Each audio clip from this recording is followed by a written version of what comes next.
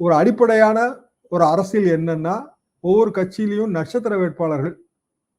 அவங்க எப்படி நட்சத்திர வேட்பாளர்கள் ஆகுறாங்கன்னா, 75,000 ஓட்டாவது ஒரு தொகுதியில வாங்குறதுக்கு அவங்களுக்கு அந்த அந்த மாதிரியான ஆற்றல் இருக்கணுங்க. அரசியல் ஆற்றல் இருக்கணும்.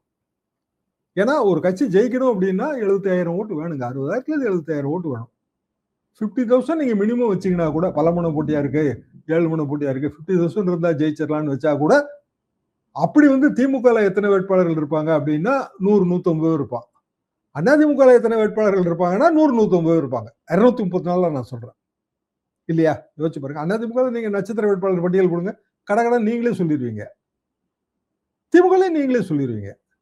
பிற கட்சிகள், கம்யூனிஸ்ட் கட்சி ஒரு 7, 8 பேர் இருப்பாங்க. விசிக அதுல ஒரு 10, 12 பேர் இருப்பாங்க. தேமுதிக அதுல ஒரு 5, 6 பேர் இருப்பாங்க. இப்படி நம்ம சொல்லிடலாங்க.